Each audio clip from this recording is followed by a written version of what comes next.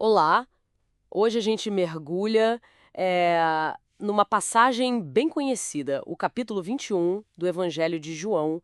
Vamos dar uma olhada mais de perto. A cena começa assim num lugar familiar, né? O Mar de Tiberíades. Isso depois da ressurreição, temos ali 7 discípulos reunidos. Pedro, Tomé, Natanael, entre eles. Aí Pedro solta: "Olha, tô indo pescar." E o pessoal, bom, decide junto com ele.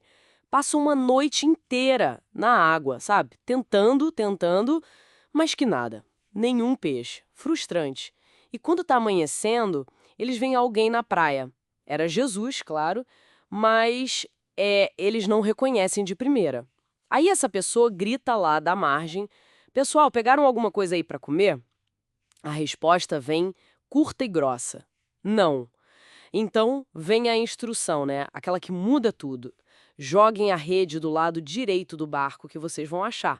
E o que acontece é impressionante. Uma quantidade assim absurda de peixes. O texto até fala especificamente 153 peixes grandes. E o mais curioso, né? A rede não rasgou com tanto peso.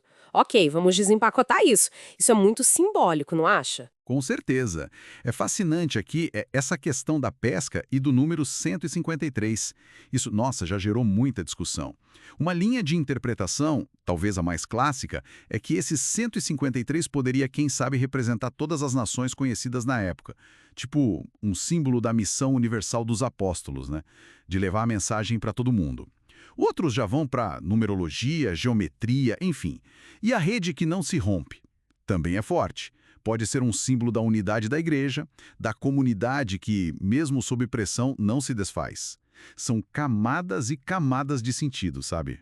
Exato. E é justamente essa pesca inacreditável que faz a ficha cair para um deles. O discípulo a quem Jesus amava, que a gente geralmente entende como João, né? Ele saca na hora e diz: "É o Senhor." Pedro, bom, nem espera. Impulsivo, como sempre, ouve isso, veste a roupa rapidinho, porque parece que ele estava com pouca roupa para trabalhar, e, pá, se joga na água. Sai nadando até a praia. Isso. Enquanto isso, os outros vêm vindo no barco, né? Trazendo aquela rede pesadíssima. Imagina a cena. E quando eles chegam lá na praia, olha que acolhedor. Jesus já tinha preparado uma fogueira, tinha peixe assando na brasa, pão também. Mesmo assim, ele ainda pede: "Tragam aí alguns desses peixes que vocês acabaram de pegar." É, e Pedro vai lá e arrasta a rede para a terra firme. É um momento de uma intimidade muito grande, né? Pensa bem. O Cristo ressuscitado ali fazendo um café da manhã para os amigos. Simples assim. O texto até faz questão de dizer que ninguém ali ousava perguntar: quem é você? Porque, no fundo, todo mundo sabia que era ele.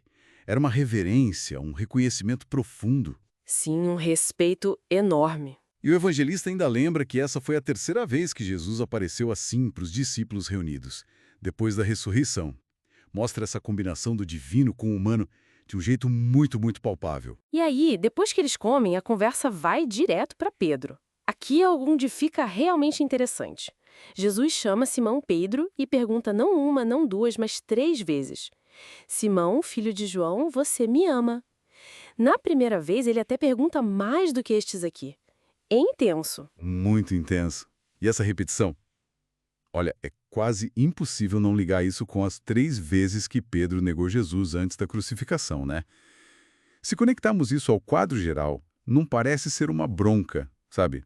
Mas sim uma restauração, uma chance de reafirmar o amor ali onde antes houve a falha. E a cada sim, Senhor, tu sabes que te amo de Pedro, Jesus dá uma tarefa, uma comissão. Apacenta os meus cordeiros, pastoreia as minhas ovelhas, apacenta as minhas ovelhas. É como se Jesus estivesse dizendo: ok, seu amor está firme, então aqui está a sua responsabilidade. Cuide do meu rebanho. É a confirmação do chamado pastoral dele. É uma reabilitação linda, né? Feita pelo amor e pela missão. E logo depois disso, Jesus ainda fala sobre o futuro de Pedro. Ele descreve a velhice de Pedro, como ele seria levado para onde não queria. Uma clara referência ao martírio que ele sofreria. E termina com aquele chamado fundamental: segue-me. Direto. Mas Pedro, parece que a cabeça dele não para, né? Ele olha para o lado, vê o tal discípulo amado ali perto e manda para Jesus: Senhor, e esse aí? Qual vai ser a dele? A resposta de Jesus é um corte direta e um pouco enigmática, talvez. Se eu quiser que ele fique até eu voltar, o que você tem com isso? Quanto a você, segue-me.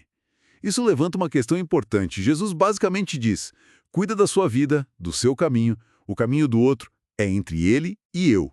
Foco na própria responsabilidade. Sim, um redirecionamento total. O capítulo ainda aproveita para esclarecer um boato que rolava na época de que esse discípulo amado não morreria. E termina com o autor, provavelmente João, né, reafirmando que o testemunho dele é verdadeiro e dizendo que Jesus fez tanta coisa que, se fossem escrever tudo, nem caberia nos livros do mundo. Então, o que tudo isso significa?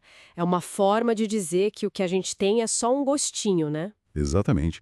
No fim das contas, esse capítulo entrega mensagens muito fortes sobre restauração, como a gente viu com Pedro, sobre chamado, serviço, liderança e principalmente sobre essa natureza pessoal, individual de seguir Jesus. Cada um tem o seu caminho, a sua tarefa.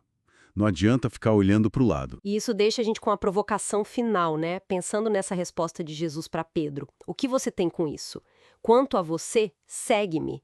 Como será que essa instrução se aplica na nossa vida hoje? Será que a gente não perde tempo demais olhando para o caminho dos outros, para as responsabilidades alheias, em vez de focar na nossa própria jornada e no que nos foi confiado? Fica aí para a gente refletir.